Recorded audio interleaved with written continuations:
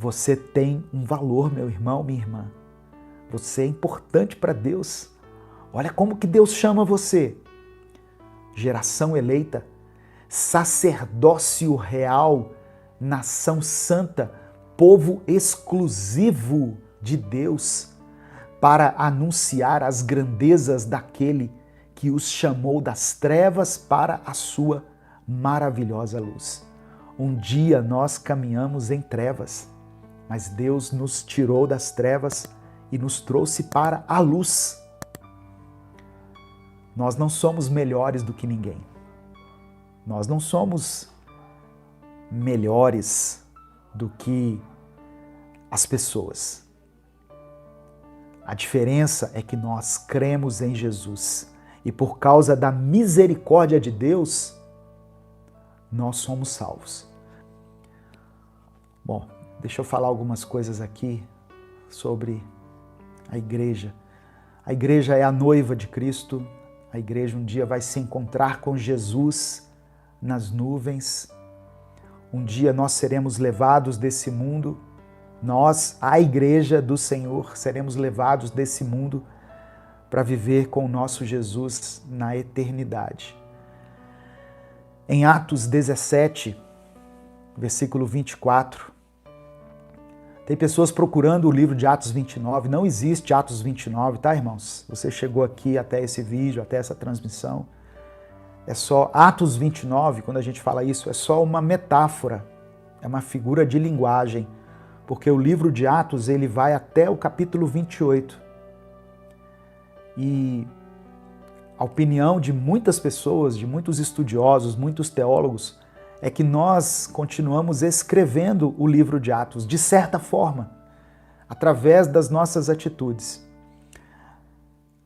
Eu quero ler com você Atos 17, versículo 24, que diz assim: o Deus que fez o mundo, olha só, o Deus que fez o mundo, Deus fez o universo e tudo o que nele há, é o Senhor dos céus e da terra. E não habita em santuários feitos por mãos humanas. Ah, pastor, Deus está lá dentro da igreja? Não, a Bíblia diz que não. Jesus disse assim: onde houver 2 ou 3 reunidos em meu nome, eu estarei ali entre eles. Então, isso pode ser na igreja? Pode ser no templo? Pode. Mas isso pode ser numa casa? Pode. Pode ser lá na minha escola? Sim. Lá no meu trabalho, na hora do almoço. Eu me lembro que quando eu trabalhava lá no aeroporto de Confins, no horário do almoço, a gente se reunia. A gente almoçava rapidinho e se reunia ali um grupo de irmãos para orar uns pelos outros. Sempre alguém tinha uma palavra para compartilhar. E era um momento ali de culto a Deus. Não tinha aquele momento de oferta, o louvor, aquela coisa litúrgica. Mas era um momento em que a gente se reunia para ler a palavra e orar. Então, eu posso dizer que Jesus estava ali entre nós? Claro que sim, porque é isso que a Bíblia diz. Ah, mas nós não estávamos na igreja, mas nós nos reunimos em nome de Jesus. Jesus estará em toda reunião que for feita em nome dele. É isso que ele está dizendo. Toda reunião que acontecer em nome de Jesus, ele se fará presente. E isso não acontecerá necessariamente dentro do templo. Presta atenção, eu não estou dizendo que você não deva frequentar uma igreja, que você não deva fazer parte de uma igreja, de uma comunidade local.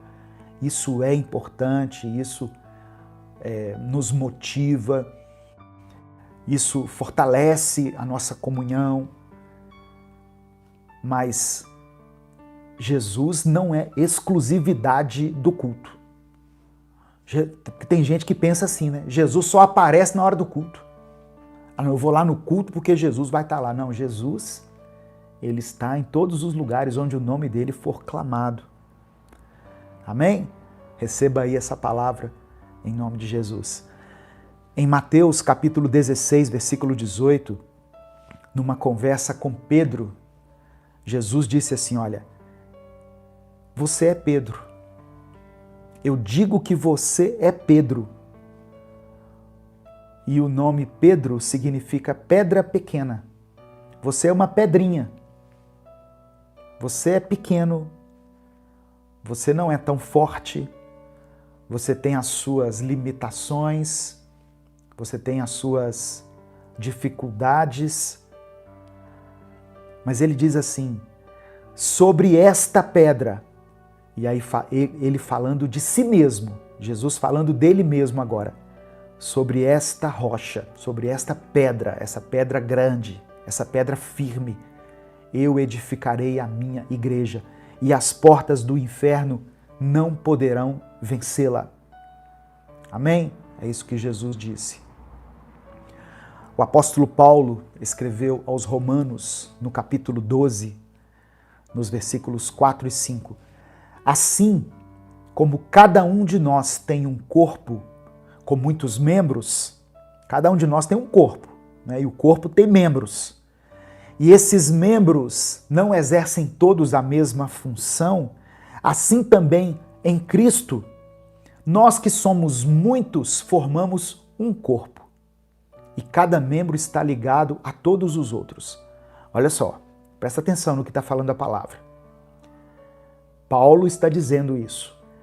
Em Cristo, nós que somos muitos, nós que somos batistas, assembleanos, pentecostais, universais, adventistas e mais trocentas denominações, nós que somos muitos formamos um corpo. Um corpo. E cada membro está ligado a todos os outros. Tem gente que acha que a pessoa que faz parte de tal igreja, ela vai ser salva porque está lá naquela igreja. Não, eu falei isso aqui durante o estudo de Atos, eu disse que o que nos salva é o poder do sangue de Jesus. Não é a carteirinha da igreja. Eu falei sobre isso. Nós, eu e você, fazemos parte de um só corpo, o corpo de Cristo. Quem pode julgar quem está indo para o céu ou não?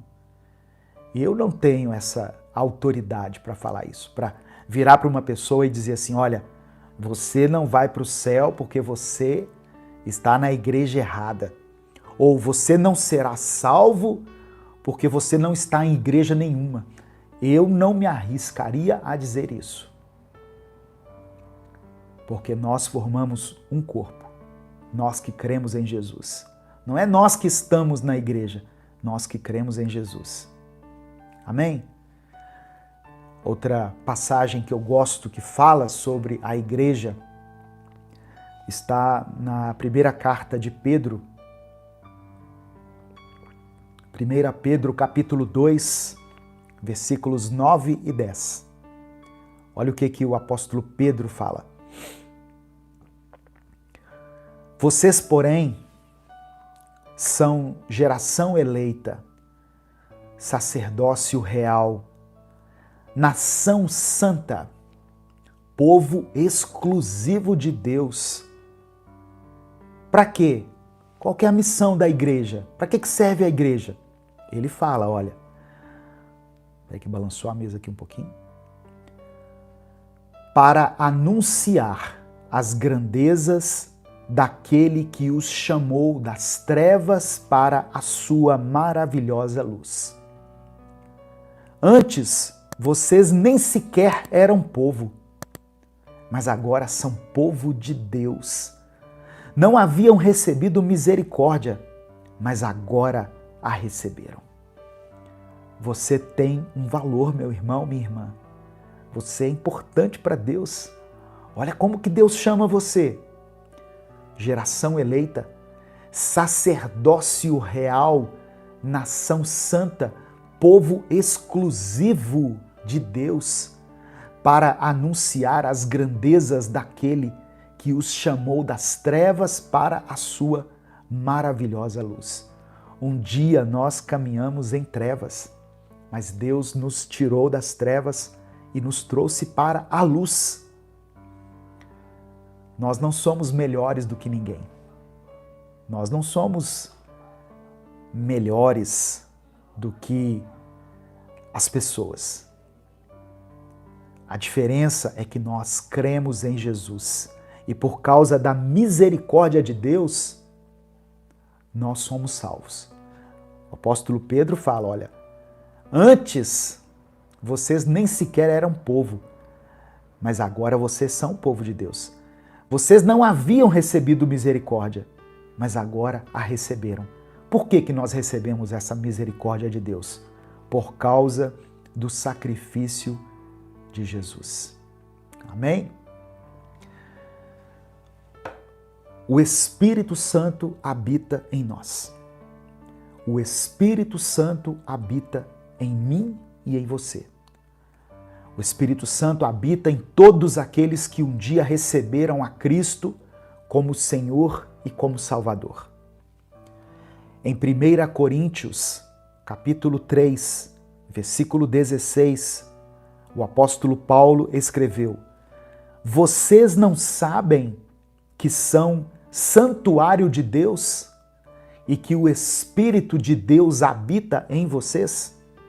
Eu falei agora há pouco que Deus não habitava em templos feitos por mãos humanas, mas Deus habita no coração daqueles que creem nele, daqueles que creem no nome de Jesus.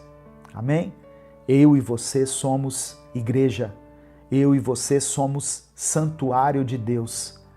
Eu e você continuamos escrevendo o livro de Atos. Deixa eu repetir essa frase aqui. Eu e você continuamos escrevendo o livro de Atos.